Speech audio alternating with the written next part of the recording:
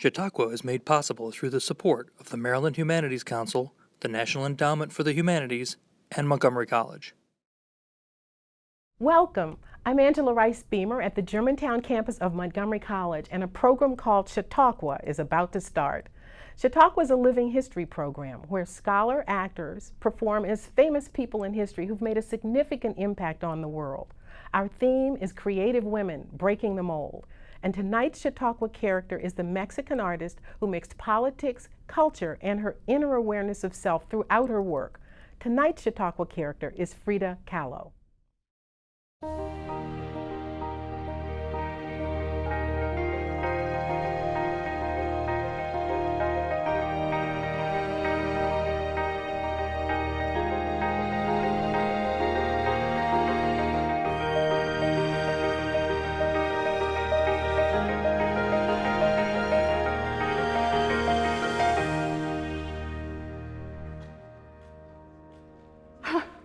They said I couldn't teach.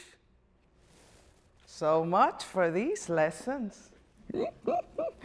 That just makes my resolve even bolder. Welcome, muchachos. Welcome to La Esmeralda School of Painting for Artists. Revolutionaries, lovers, friends. I am your so-called teacher. Though I tell you today, I'm always learning. I can't teach art, only life. To paint is the most terrific thing. I did it all my life. Oh, you know that. I even had a following, only not inside my own country at first. I wish for you to know the joy that I have known through painting. Oh, to do it well, however, is difficult. Oh, you must learn the skill. You must impose some very strict self-discipline and be observant. Above all, however, you must have love. To feel a great love for painting. If you feel hate for the act of painting, this is not the place for you. I will not and cannot be a part. I will never take the pencil or brush away from you to correct you. We will find other ways. Theoretical questions arise, we can talk of them and of form and content and all of those intimate things that relate to creation of meaningful work. Oh, we will embrace this painting we do, and with passion, so as not to be bored. Now, muchachos, before we get started, I see you have a question. How did I start painting? Well, actually, it takes me to my first lesson, the first of 5 lessons. Lesson 1, death can be life, and vice versa. This lesson came to me very early. I was only 18 and soon very old. I stand on a bus, September 17, 1925. I am with Alejandro. We're going back to school to look for a parasol I have lost. Alejandro has a way of touching me here. Oh, his attentions make it hard to stand. It's hard to stand anyway, the bus is moving. But he knows that I have this sensitive spot behind the ear, and he touches me there and on my neck, and an oozy sensation runs down and down all the way down to my knees. And the only way I can stay on my feet is to grab him. So I anchor myself around his, which happens to be a spot where he is sensitive.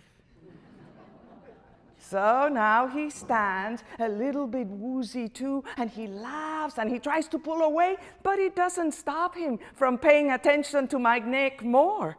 So I do a little and he does a little. We keep falling into each other and into other people on the bus, which of course I see them watching us. One man is a painter. He carries his brushes and little paint bottles. he just smiles. Everyone smiles. And then they're not smiling. They're screaming, "A trolley! A trolley car has just made the turn. Oh, it's going too fast and it slams broadside into the bus. I'm thrown back. Alejandro is pulled away over there. I pitch against a falling wall. A handrail pierces me here and strips me and cuts me. Blood is everywhere. And people are screaming, 'La bailarina, the dancer.' Why? The painter was carrying powder gold. He drops the bottle and it flies. Gold showers everywhere. It sticks to my blood, which sticks to my body. It transforms me as if I'm wearing a ballerina's costume. Alejandro, my man of La Mancha, he must have found his knees again. He carries me across the street and lays me down on a billiard table. I know I'm going to pass out, but first, I watch as a man yanks the rod from my...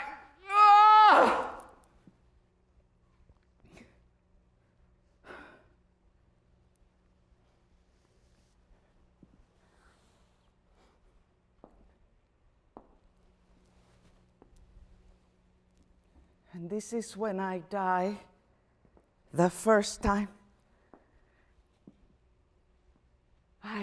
I don't recall the ambulance or even being inside it. All I remember is an image from my childhood, polio at age 6, children at school teasing me. Frida la coja, pata de palo, Frida de guim, pegleg. In the hospital,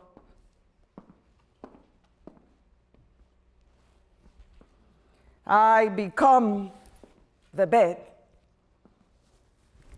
My spinal cord is broken in 3 places. So is my collarbone. Also broken my 3rd and my 4th rib. My right leg has 11 fractures. The right foot dislocated and crushed. It takes me a full year before I can walk again. You ask me, how did I start painting? I'm almost there. After a month at the hospital, I am allowed to come home, wrapped in a block of plaster. It might as well be my mother's womb. I don't go anywhere. I can't go anywhere. My bed, a prison. And the doctors worry that I can never bear children. Alejandro is suddenly busy, too busy. All I have is my father, Guillermo. I love him, but God knows I miss Alejandro's loving.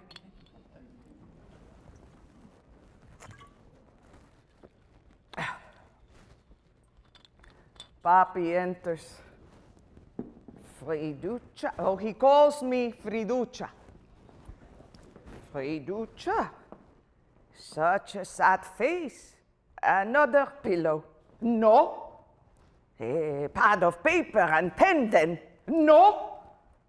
Perhaps a book. No. I want another body. Close your eyes. I will bring you a surprise. If you need anything, ring this bell. This one. And I lie here forever, immobile, a prisoner, an invalid. Oh, here comes Papi. What does he bring me? Impossible things, illogical things. A box of paints, charcoals, pencils, canvases. And this too my father brings me, an easel with a mirror.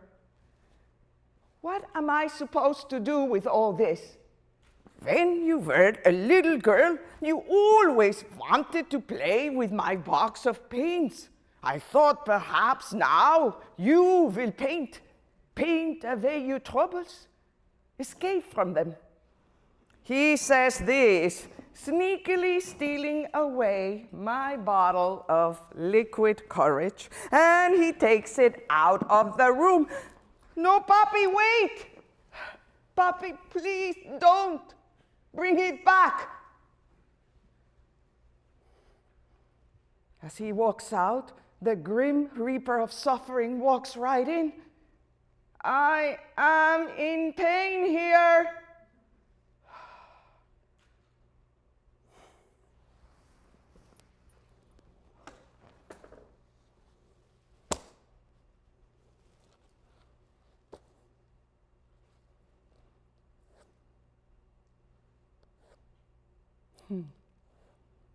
The palette of an artist's easel is the tissue of life, presented as a buffet of reds, yellows, blues. And if you can awaken them, they become bluesy, blossoming babies, even charcoal. Oh, this dirty stick has transformational elegance. Oh, I lose all track of time. 3 or 4 hours pass because to my astonishment, I am lost in this and I'm finding myself in a painted charcoal world of my own making. I call to Papi. Papi, ven, mira. I show him this first work, this sophomoric masterpiece, and Papi, oh, silly Papi, he gets crazy with excitement. He dances about the bed. Oh, mi niña, everyone says you're so damaged. I know you are whole. I know you'll be well again. Oh, then he poses a very serious question, one I haven't heard since before the accident. So now you dream. What do you want to do with your life? Maybe you'll become a doctor, as you always wanted. I think that's when I say it out loud for the very first time. I will paint. Yes? And how are you going to make a living, my little Friduccia? The medical bills. I will sell my paintings, like the great Diego Rivera. And if not, then something else. Papi, don't worry. Just 19. I had all the answers. How did I start painting, you ask? How does anyone start? Oh, at the time I felt like I need something. I need Alejandro. I must be writing a letter a day. He never answers. He never calls. He travels. He studies. 2 years pass. Many plaster corsets come and go and come again. At some point, I put all of myself into my first self-portrait. Everything that I feel for life, that I feel for Alejandro, goes into that paint. And it has a miraculous result in its delivery. When the painting is delivered to Alejandro, it delivers Alejandro back to me. For a while, for a glorious short while. Another operation follows. Another corset. I paint the corset. I paint the body held in the corset. I paint the trees outside the window beside the bed that holds the body within the corset with wings, so that I can ride the corset in a flight through that window and out into that sky. And in that, there is a second lesson. Lesson 2. Your pain is your paint. The first time that I see a mural being painted, I am very young. I can't actually see it or the painter because a crowd is gathered. Oh, I can see the effect that this painter has on the crowd. Women, men, children. It puts them in a trance. They marvel hypnotically, all clustered about. This is my introduction to Diego. I finally push up close enough to see that he isn't bothered by these people. He just keeps painting, telling stories, using big, big brushes, buckets of paints. Oh, he uses a dinner plate as his palette, and he paints landscapes as big as a continent. He paints people in that continent. He paints people as big as life, as if in painting them so big they would become life. And they always do. So it is a kind of gravity that when after a full 3 years after the accident, when I am able to walk again, I go directly to the Ministry of Education building in Mexico City. Whew. And there he is, this great revered icon of a man just as I remember him. 10 feet tall, huge, 300 pounds huge. And seeming even bigger now as he stands on a scaffold painting a mural some 20 meters that way and 4 meters high. Whew. Diego, I need to speak with you now. It's urgent. I can't believe I'm doing this. The things I'm saying, I'm so nervous. I'm here to show you my paintings. And Diego says, your paintings? I'm not here to make a pass at you. Tell me if you like them or not. If I am not good, I need to know now because I cannot paint for my own vanity. I have to find something else to do to help my parents, to support them. Who are you? What do you want me to say? That you are good or that you're not good? I want you to say the truth. The truth is,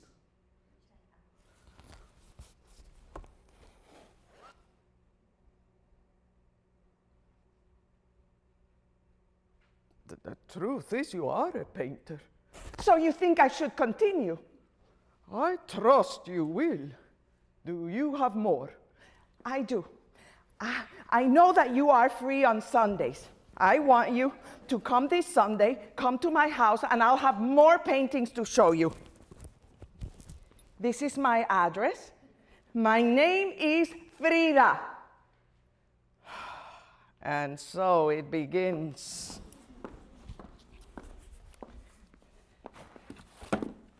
In my life,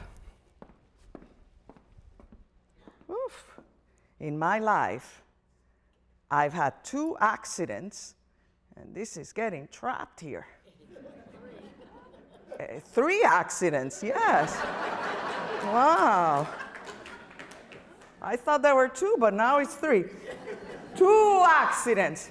The second one was Diego.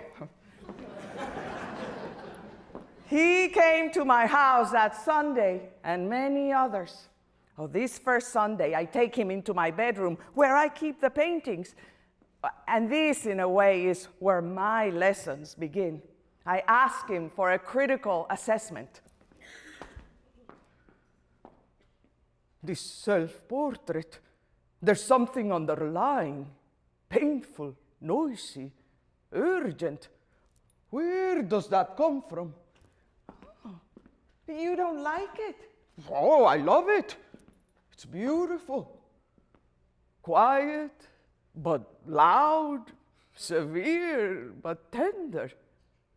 Oh, don't be alarmed. Surely I'm not telling you anything you don't already know. But he is. He sees things even I'm unaware of. This great man has taken my painting as serious. Either that or maybe he's just flirting. For the moment, I don't feel the throbbing in my leg I have always had ever since the accident. As he walks about, his eye on each painting, I don't feel pain. I don't feel time. I might be standing here for an hour until Papi comes in. Papi, this is Diego Rivera, and Diego, this is Guillermo Kahlo, my father. I know you have to go, Barrigon. Come back next Sunday. Adios. At first, silence from Papi, because with pretty good reason, he disapproves. He's in awe. But this Rivera, he has a reputation too. Papi watches him leave, disbelieving. You call him Barrigon? Potbelly? Oh, that is the maestro. What is he doing in our house? He says I have talent. Oh, he sees you're a woman, a beautiful woman. Soon enough, he will have his way and then be on his way. No, Papi. I warned him of that. He likes my work. Papi, he promised to tell the truth. Papi, he loves it. Oh, the man would say anything. Why would he come here all this way? He means to get something out of this. You watch. At the risk, muchachos, of turning you all into rebels, I will endorse something even my father might object to. Lesson 3. Danger marks the pathway where life begins. I tell Papi, Diego is coming this Sunday. You be nice to him. Diego, I've arranged them here in the order of their making. Oh, why? Order doesn't matter to me. All that matters is content. Oh, well, what of this one? It leaves me in awe. It transcends your youthfulness. Leaves me transcends. What does that mean? Only that you have no fear. Your painting is honest. It's wonderful. It's shocking how you capture the deepest of emotions. It makes me wonder how someone so young can be so old. It happened in an instant. Diego comes now every Sunday. I can't keep him out. Diego, pick one for encouraging me to paint. Oh, very well. Let's see.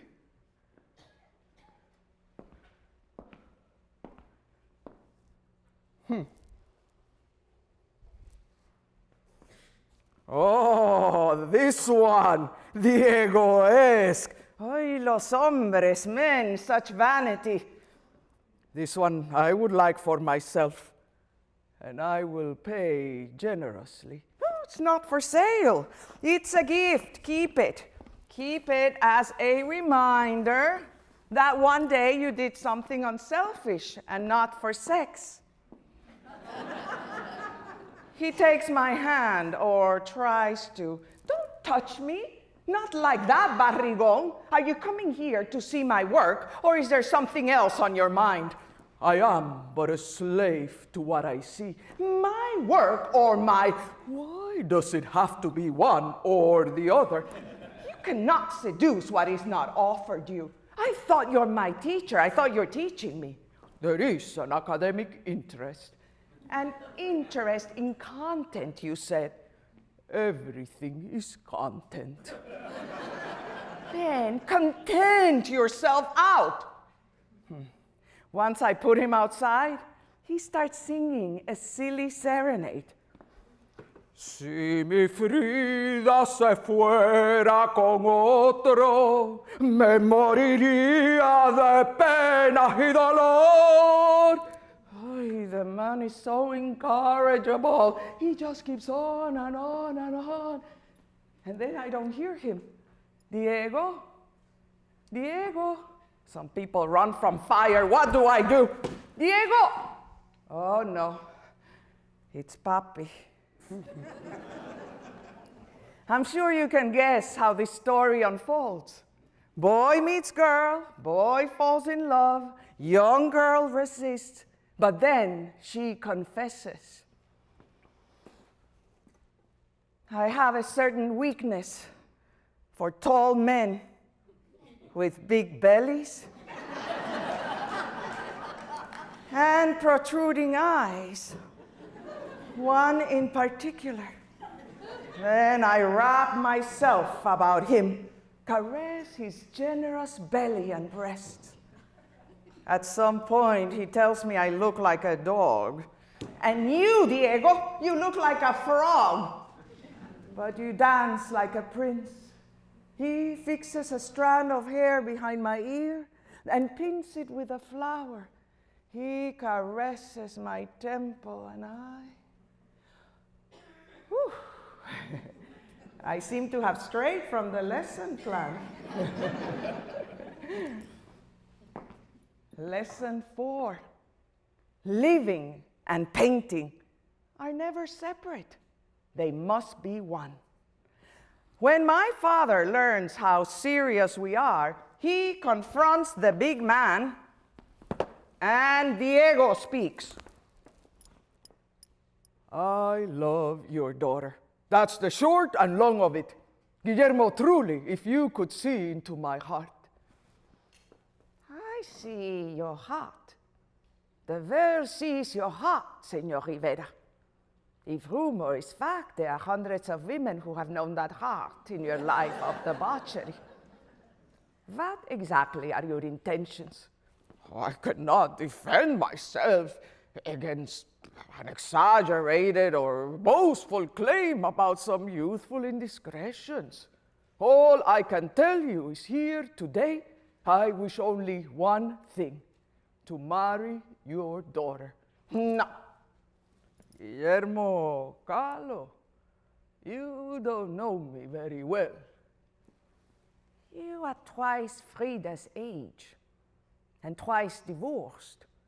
It brings shame to my wife that you even visit here. You can have any woman you want. Why? Why, my Frida? I tell you, I love her. I love her. Love. Love will get you from here to next week. What about Frida's next operation? What about the medical bills? It would be my honor to take on that burden. There was once a neighborhood boy, Mr. Rivera. Frida and that boy played every day. Until one day, the boy said to Frida, Frida, play my game this way, or I leave and never come back. What did she do? She showed him the door. She has a devil here. 4 days after that confrontation, Diego and I walk through the streets of Coyoacán into City Hall. And there, with very few to contest the oration, Diego and I become husband and wife. Our mother and my sisters are absent, of course, because Diego is a communist, and Diego is an atheist, and Diego is Diego. What more reason could they offer? One important person does come. He whispers in my ear, Frida, I almost lose you once. I'm not losing you again. Mi papi. Later that night, salud! Oh, that would be Diego proclaiming his newfound happiness. That his honor, and that his manhood. It's a party that goes on never ending. There is no end to the stream of guests that enter to touch our lives, for everyone knows my frog-eyed communist. From Trotsky to Picasso, we enter the world politic, holding on to the conceit that we have some control in a world which knows none. I miss you, Diego. Come to me. Frida, don't procrastinate. It's time to pack. No, there's work to be done. The US is calling. No, San Francisco, New York, Detroit, perhaps work for a year or more. No, Frida, medieval witches are attacking the fortress. There is fire in the moat. You have seconds to vacate, or you will be burned at the stake. And we are off. Diego sweeps me into his arms and takes me to a great land. Gringolandia. And then life gets complicated, but I'm running out of time. But I guess we'll have to miss a miscarriage, a betrayal, a divorce, a second marriage also to Diego. The bridge between our houses, sort of a good thing, and losing my leg, a bad thing. Gangrene, amputation, and ridicule of my work in Mexico for most of my life, until very late, a one-woman show. A one-woman show for me, Frida Kahlo. But we don't have time to tell that story, not today. But I'll leave you with one last lesson to remember me. Today's last lesson is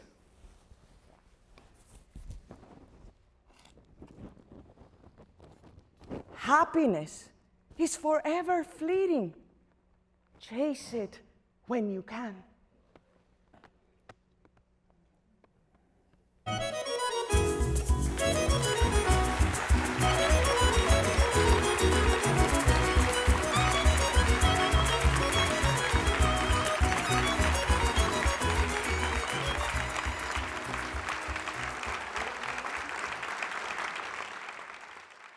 I'm here with Marianne Licha, who's just performed as Frida Kahlo. Thank you for being here, and thank you for bringing that wonderful performance to Montgomery College. Thank you. Thank you for having me. Have you been performing in Chautauqua long? No, this is my first time in Chautauqua, yes. Wonderful, but Yes. you've been doing the show at other places. Yes, I've been doing the show in theaters and festivals in Massachusetts, in New York, in Washington. Okay, so in lots schools, of different yes. places so far. Different places, yes. Now, did Frida Kahlo's painting represent freedom to her? It certainly did, because Frida was sick, was bedbound many times, and in pain. So for her, painting freed her. I mean, it was freeing to be able to paint and to express her feelings of pain in the paintings, because ironically, I mean, she was, for the most part, appeared to be a happy, funny woman, and so it was certainly very freeing for her to paint. Carlos Fuentes, the novelist, wrote that she found a way to paint pain. So that sort of, and when I heard that, I thought, yeah, you can see the pain in some of her works. Absolutely, and especially women's pain. I mean, she, for example, when she had a miscarriage, she certainly painted about that. She painted about the pain that she had in her marriage with Diego, and no, I mean, women had never seen anything like that in paintings. A miscarriage, pregnancy, anything related to women, that was unheard of. So it was really revolutionizing, in a sense, for women, what she did. And her paintings were very descriptive about the pain after the accident on the bus, the metal spine in bed, lots of different things. It was very evident. She was able to capture that, to translate it from the emotion to the canvas. Yes, absolutely. And she was able, for example, she would draw a heart outside the body just as a symbol of the pain and the blood, you know, that was out there. I mean, as her paintings are, they're just so much, there's so much truth in her paintings. And some are hard to look at. But at the same time, Frida said that there's always humor in her paintings if you can see it, if you have the wit to see it. Maybe not in all, but in some. Now, some considered her a surrealist. How did she consider herself? Did she pick a particular genre or that type of thing? Well, not really. It doesn't mean that there were not some styles of painting influence her painting, but she really didn't try to follow any style or any school in particular. She painted her own feelings, her own state of mind, and it was. She said that that was the best way she could express herself through her painting. But she didn't try to follow any school, even though they say, I mean, this looks surreal, or this look, André Breton wanted to say that Frida was a surrealist, but she wasn't trying to be one or follow any school. I think I read that she said that I'm not surreal, I'm painting my reality. Exactly, exactly. That's exactly what she said, yes. So she experienced so much pain, physical and emotional, but that wasn't her whole story. A lot of her story was about her resilience and being able to come back from that and sort of reinvent or invent who she was and go forward. Yes. So there's hope in her story. That's why I think in the show, I mean, you see, I hope that it was seen that she, in spite of a philandering husband, a very difficult husband, and in spite of a horrible accident where, you know, she had to have I don't know how many operations and corsets, so she was in pain for most of her life. And she was in actually 1950, she was for a whole year in the hospital. So in spite of that, she was able to find joy in life, and she was able to be a woman in her own right, a painter in her own right. Yes. Rather. Yeah, not only in Diego Rivera's shadow. Absolutely. She had her she own emerged style. from that. Very different than Diego. And I guess sometimes the life experiences, even though negative, helped her emerge. For instance, if things had always gone well, she may not have been able to emerge the same way, but there's sort of a determination maybe to keep going. I saw that in one of the other Chautauqua characters, the determination to keep going out of the shadow of someone else. You know, it's amazing. It's amazing how she, exactly. So, and her style was, I mean, nothing like Diego's, and he knew it, and he thought that she was a better painter than he was. Yeah. And so did Picasso. Yes, yeah. So her training, where did she get her training and how did that come about? You know, that's a good question. I mean, she was in La Preparatoria school. That's where she studied when she had the accident, actually. She was in her senior year, if I remember correctly. And she did study art history. I don't know, in my research, I did not see that she had, I mean, she took art lessons, I mean, except, of course, I'm sure Diego did teach her something about composition, something about skin color, you know, how to apply that. But I don't think that she had really any formal art education, as far as I know, as far as I could find. So I think she was self-taught, and of course there were influences. In your program, you talk about, and I also read, her father brought her the paints. Now, you said he was a photographer, but did he also do any painting? I don't think so. He was a photographer, and he would take Frida in outings. She loved that, and she loved nature, and so did he. And I think that influenced her style too, the photography. and having her dad's influence, definitely. Now, what was her relationship with her mother like? You didn't mention her much in your performance. I know. Well, the mother was a devout Catholic, and Frida was not a devout Catholic. So I think that she loved her mother, and I'm sure her mother loved her, but there was some tension. They did not get along as well, as the father understood her, and actually Frida was a favorite. Oh, was she? The dad's favorite. And were there 4 girls? There were 4 girls, and the father had well, there were 4 girls, Cristina, right, and the father had another 2 girls before, but I don't know if those were part of the 4, but yes. Now, her politics, in your question and answer session, you talked a little bit about that. How did her politics affect her life? And what were her politics? I mean, there have been lots of, she was a communist, she wasn't a communist, what were her politics? What did she believe?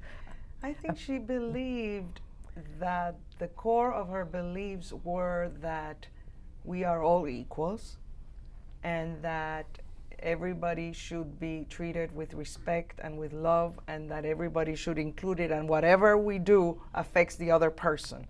I think that was more of her philosophy than any.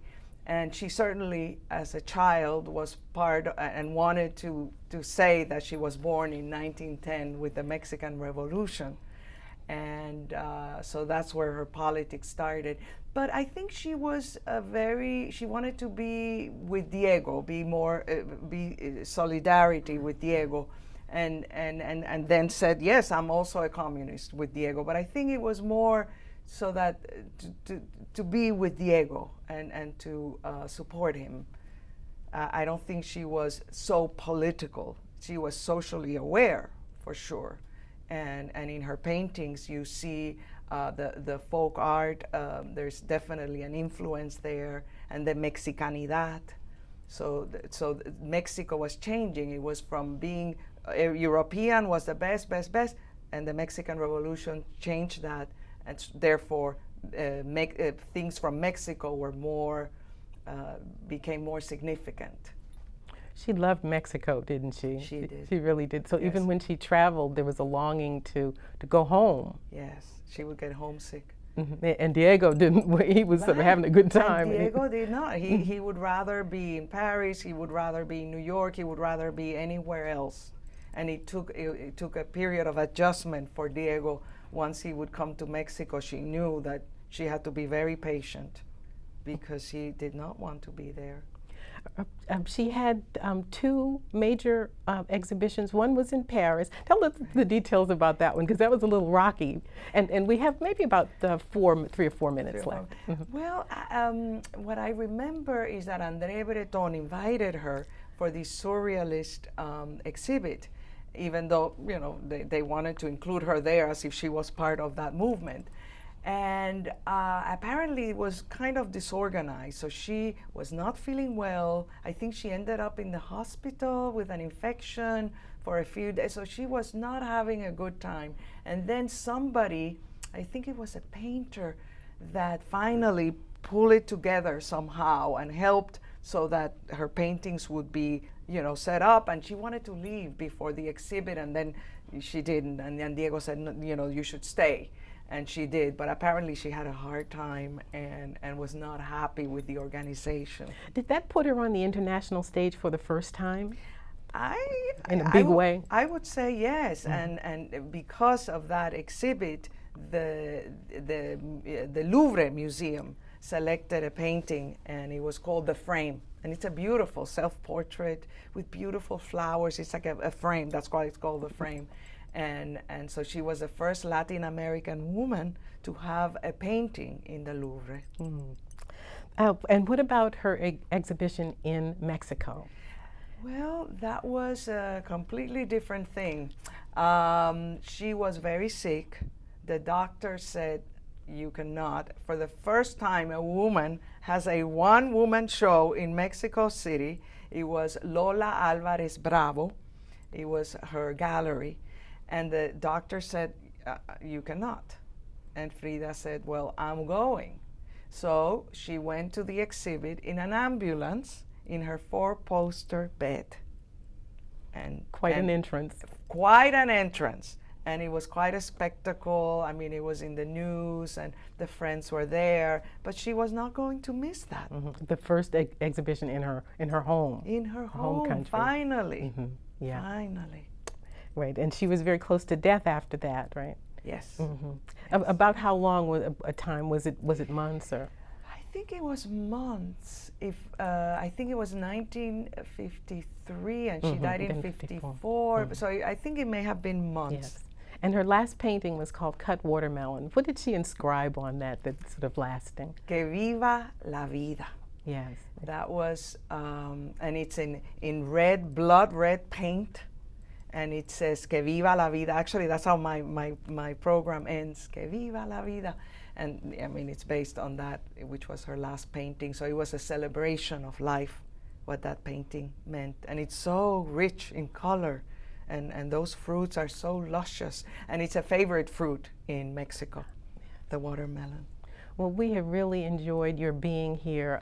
It's been a pleasure for you to bring Frida Kahlo to our audience. Thank you and so much. We look forward to seeing you in another character as good. well. Yes, I hope so. Thank you so much you're for welcome. having me here. Welcome. And thank you so much for joining us. You've been watching Chautauqua, Creative Women Breaking the Mold. And we have really seen that this evening. So thank you again. And I'm Angela Rice Beamer from Montgomery College in the Germantown campus. Good night.